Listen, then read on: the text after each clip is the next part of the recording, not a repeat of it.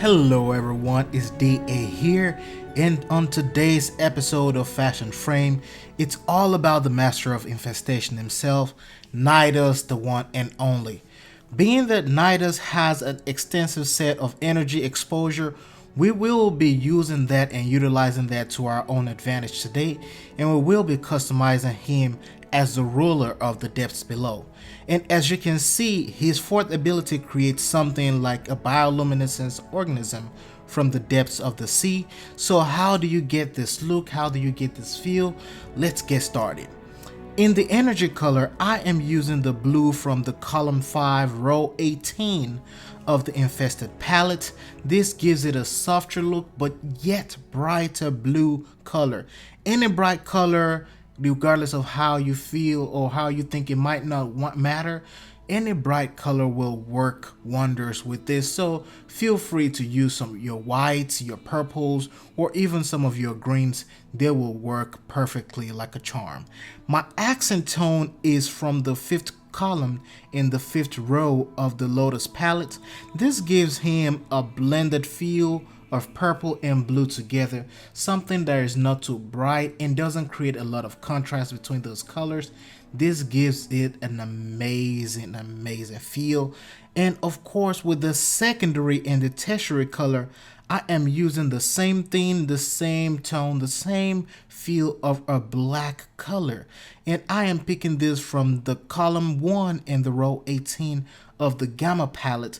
This gives a contrast to the parts and the layers of Nidus, because when the mutation gets to 10 and above, it begins to flaw the different parts, and you can see some of the internal organs and some of the internal parts or the under layers of Nidus. So this gives it a contrast with the bright parts and of course having the darker parts.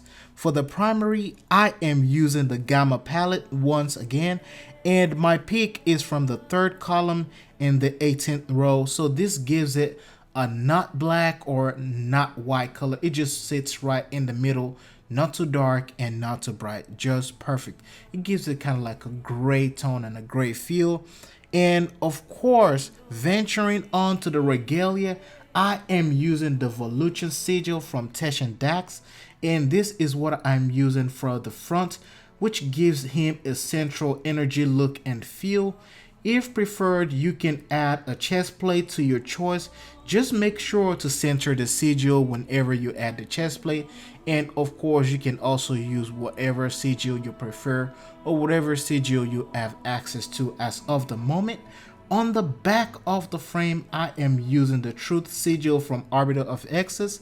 Combined with the defined look of the Telos Cyan Dana, it makes it look amazingly well, and whenever you get into the battlefield, you are able to look menacing and look powerful when all your parts and everything flares up and you just have that Cyan Dana centering at the middle. That is incredibly well done.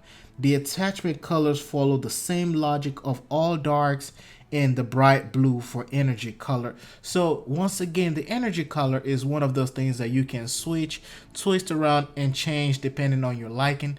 You can match it to your frame's energy color, or you can match it to another color set depending on whatever you want to see.